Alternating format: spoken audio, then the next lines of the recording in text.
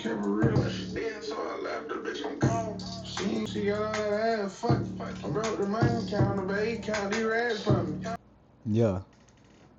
What's up? I'm gonna react to the David shit. I watched the shit before. So now that he got locked up, finally, I'm gonna watch it again. Breaking news tonight, singer David has been arrested in connection to the murder of 14-year-old Celeste Rivas. Following major breaking news tonight, singer David has been arrested in connection to the murder of 14-year-old Celeste Rivas, according to the LAPD. This is a case that stretches back more than 2 years to when she was last seen alive. Her decomposed body found in the trunk of David's Tesla late last year. This is the post that was put out by the public information officer with the Los Angeles Police Department on social media announcing the singer, known as David, had been arrested by homicide detectives in LA, quote, for the murder of Celeste Rivas. Now, David, his real name is David Burke. He is now being held without bond, and he hasn't been charged as of yet. The LAPD says that his case will be presented. I think this motherfucker is so corny, bro. There goes that pimple patch again. To the DA on Monday for filing consideration. We're going to go over the process here in just a moment. This is a case that has taken months to get to this point. I know so many of you have been following this, and now it seems like the next step, a major step, is still something that's going to take some time. As we focus now on this announcement, it may feel like a long time coming because David was announced as a suspect in November of 2025. Now, before we get into what will happen next, I do want to get you up to speed on this case. According to the LAPD, this all started in September of 2025, and that is when officers responded to an impounded lot in Hollywood after there were reports of a foul odor coming from a vehicle, a Tesla. Now that vehicle, it had been towed days earlier after it was found on a street, abandoned, it seemed, in Los Angeles. Now police say that vehicle, that Tesla, it was registered to David Burke. And many people in the music community know him by just one name, David. Now when detectives searched that car, they found a body. And that body was later identified as a 14-year-old girl, her name, Celeste Rivas Hernandez. Her body was in the front storage area of the Tesla. That's like the trunk of the vehicle. And it was in a state of decomposition, law enforcement said. Investigators have said that Celeste may have been dead for weeks before she was discovered. The teen's mom told investigators that she was last seen and heard from in April of 2024. So here we are in April of 2026 with David now under arrest in connection to her murder. The last time she was seen alive, according to her mom, all the way back roughly 2 years ago. Her mom also added another point about her daughter, and it was that she had a boyfriend named David. Now, by late 2025, sources were telling ABC News that David was being considered a suspect in the case, but no charges had been filed. Yet behind the scenes, a grand jury had been hearing evidence in the case, including Burke's reported travel. What's with his fashion, bro? Everybody nowadays tries so hard to be different. They can't just be different by themselves. They got to add in some extra shit, like him with the Hello Kitty bullshit. He paints his nails. He puts the fucking star pimple patch on every fucking day. Like, I'm breaking out right now. You don't see no stars on my face. Got me fucked up. The flower. Look at the flower in his ear. What you doing, bro? The fuck? Nah. Hearing evidence in the case, including Burke's reported travel to the Santa Barbara area of California during the spring of 2025 and a search of the Hollywood Hills property where he was reportedly staying and reports of a high heat burn cage found at that location. Then we go to January of this year, 2026. David's alleged close friend, a man named Neo Langston, was arrested in Montana for failing to appear as a witness in a Los Angeles grand jury investigation. And a week after that, Langston was spotted entering a Los Angeles courthouse and reportedly testified before the grand jury. But since then, for the most part, frankly, crickets in this case. No real developments, of course, until now. Look at his arms. I hope they beat him up real bad in jail. I'm a skinny motherfucker, or I look skinny, but I ain't really that skinny. You know, I be putting that work in. They gonna fuck that boy up. Joining us now to talk about this breaking news, former federal prosecutor Nima Rahmani, president of West Coast Trial Lawyers. Always great to have you on Law and Crime. Big story out of Los Angeles tonight. Just what's your reaction? Because we have been covering this for so long about David's arrest. Chris, my reaction is better late than never. I think this was something that we've all been expecting. When a body is found decomposing in the frunk of your Tesla, and there has been a young girl who's been missing for quite some time, and there's plenty of evidence that she ran away with you or a member of your entourage. I think there was a lot of evidence here pointing to David. And really the question was, what really took so long? And I think my initial reaction is, you know, I live and work in LA. I respect law enforcement. Things can move slowly here. But I think this investigative grand jury, I think, really is the answer. I was wondering what took so long too, but I mean, like, imagine if it was you, somebody threw a body in your trunk, and boom, you know what you expect them to arrest you immediately, take you to jail, and that's it. Like, it's gonna be a lot of innocent motherfuckers in jail, and there already is. So it's like, you know, it's good that they take time and do a thorough investigation. Just for a motherfucker like this, in this particular situation, there was a lot of evidence. It seemed like the internet was on it faster than the police were. That boy looks like Yoda. He looks like a black Yoda in this picture.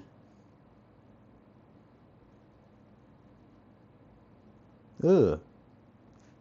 Ugh. I think the DA wanted to lock in some members of David's inner circle to make sure that they cooperate, they don't go sideways at trial, and I think that's what they were waiting on before they ended up arresting him.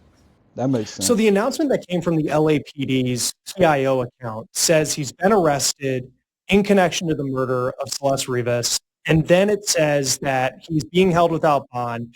And then the case is going to be reviewed by the DA's office on Monday, or it goes in front of the DA's office on Monday. Like, if you can just walk us through the process of how that works, as opposed to them saying tonight, he has been charged with this and he's going to make his first appearance tomorrow. Well, typically when you're talking about the DA, it's a reactive case. It's not like this. You know, law enforcement, they arrest someone, they prepare a report, that file lands on the DA's desk, and there's a charging DA that makes a decision. It's a little bit different in this case because it's more of a proactive investigation. So this is the type of case that isn't just a file that lands on some DA's desk. This is a case that is being directed by prosecutors at the district attorney. What type of fashion sense this motherfucker got?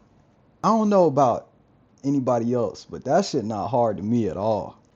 Hell no. You Mad Max looking motherfucker. Attorney's office. They convene this investigative grand jury, and we know that a grand jury has two functions. In most states and at the federal level, their function is to indict, but it also has an investigative function. They have subpoena power, so they can subpoena people, witnesses, they can subpoena information and documents, and that's what the grand jury was doing in this case. So it seems to me that the prosecution has this all buttoned up right now. This isn't the type of case they're reacting to. This is a case where they think we not only have enough probable cause to get that arrest warrant and get past a preliminary hearing, but we have enough to prove the case beyond a reasonable doubt to a jury at trial. Do you think that this came as a surprise to David tonight, this arrest? I think given how long it's taken, maybe folks had forgotten about it, but obviously there's been a lot of attention on this case, and frankly, a lot. If folks probably did forget about it, the internet moves on quick as hell. I'm sure he was still sitting at the crib stressing for a while, which is good. They let him linger for a minute. But, I mean, they got to be hella thorough, like I said earlier, in a case like this, because this motherfucker clearly got a lot of money. So, people with a lot of money, they get good-ass lawyers. And if you don't have a solid through-and-through case, a lot of the times they get out. This motherfucker got an iPhone 3.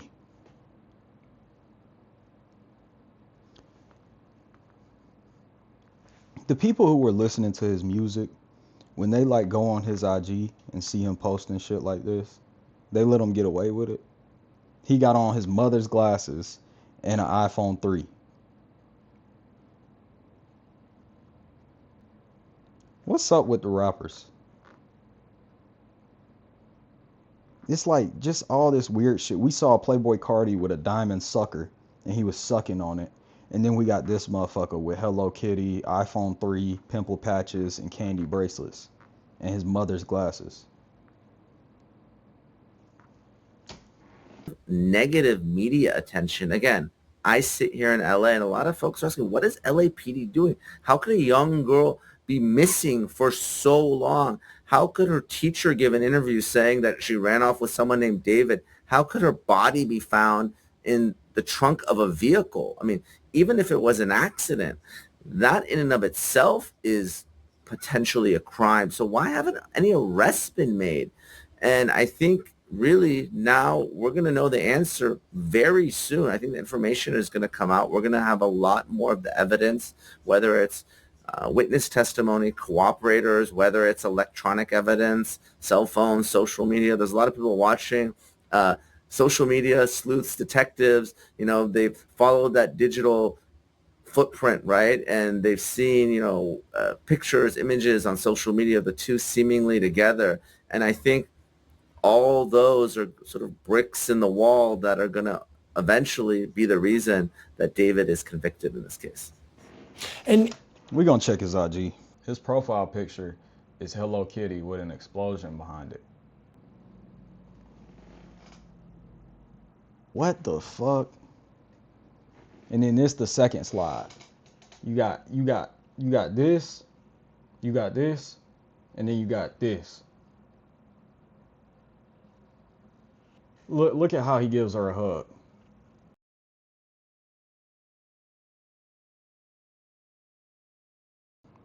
He hugged her like. And then one of the slides is SpongeBob like that. Like, bro, what type of style this motherfucker got? He's extremely small. How tall is this motherfucker? He weighs like 7 pennies. Bro is 5'4". They finna annihilate him in jail, boy. That boy finna be PC'd up. This him dancing in the club.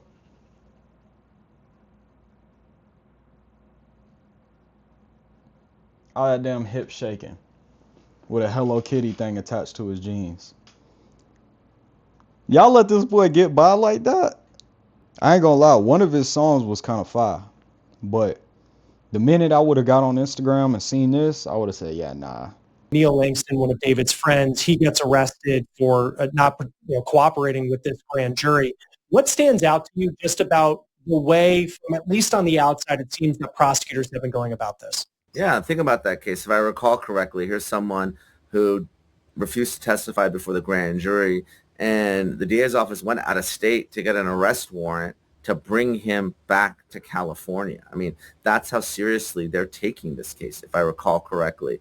So this isn't any other case. This isn't any other runaway. This isn't any other young girl who is the victim of violence. I mean, this case has been treated differently, as it should. Look, I wish LAPD had unlimited resources and time to go after all these cases, all these young girls. Their lives matter, and it's sad that this is unfortunately a tale that's all too common. Obviously, we don't know what happened here.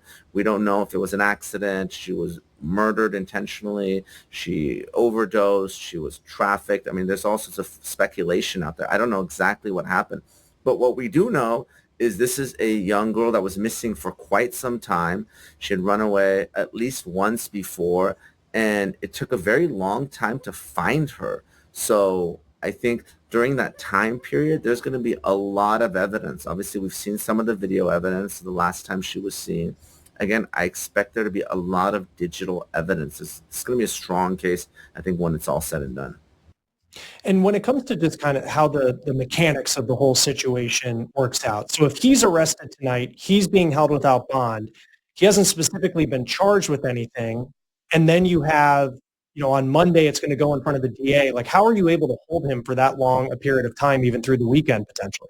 So yeah, these Thursday arrests oftentimes end up with a Monday arraignment because of the time period. Typically, you have about 48 hours to be brought before a judge, but it ends up being the next court day. So that's why the initial appearance will likely be on Monday, where David will be arraigned on the charges. Those charges will be read aloud in court. Expect his lawyer. I think he already has a lawyer based on some of the statements that were made last year. Expect his lawyer to enter a not guilty plea. And then the process starts. Again, if it's a grand jury indictment, which is not typical, there won't be a preliminary hearing. But usually here in LA, the district attorney proceeds by a complaint and a preliminary hearing. Again, just because there's a grand jury, I believe it's just an investigative grand jury. They'd have to convene another grand jury to indict. And I don't think that's what they're going to do. Typically what they do is in LA, they charge on a complaint. Then after some period of time, there has to be a preliminary hearing. And at that preliminary hearing, he looks musty as fuck, boy. And it's like, you know, a lot of motherfuckers go to jail. They sit in jail forever just waiting on a court date. And, you know, I know a lot of people who that's happened to. I know a lot of people who it's happening to right now. And I hope that's what happens to him. I hope he's sitting in jail for a long ass time just waiting on a court date. And then when he finally gets one, they fuck him over and they don't give him no time served. I hope that's what happens to him. The judge determines whether there's enough probable cause to move forward to a full-blown jury trial. So the DA will present some limited evidence, usually through a handful of law enforcement witnesses, and this process is going to get started.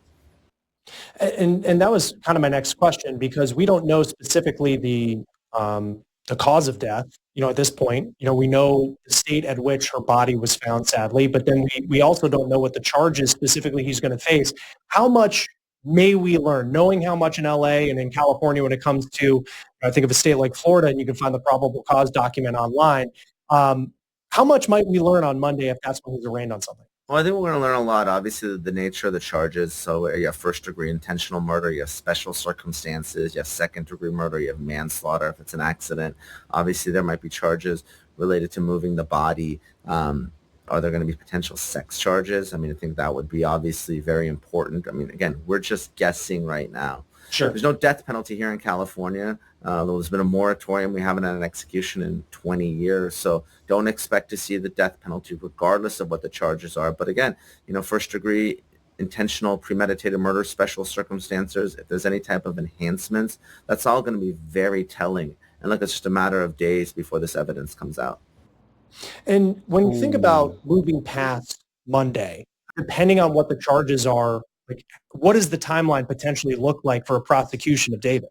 Well, it's going to move quickly. And obviously, it's David's right to a speedy trial. And typically what you see is the defense waives their right. They want to get the discovery. They want to get all the evidence. So what is typical is the defendant will waive time. That means they'll review the discovery and they'll see how they can challenge this case. Now, if you're looking at murders, and again, I'm assuming this is a murder case because he's being held without bond.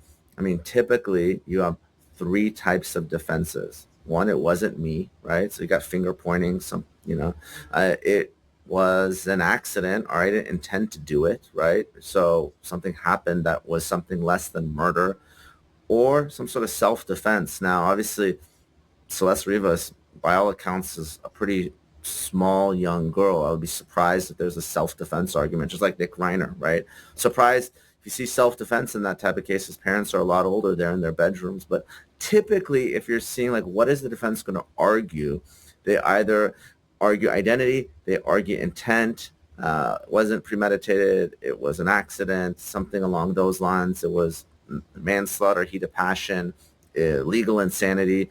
You start attacking intent, or you start putting up some legal defense like self-defense. But again, I would be very surprised if it was self-defense in this case. And I know we were talking about Neil Langston.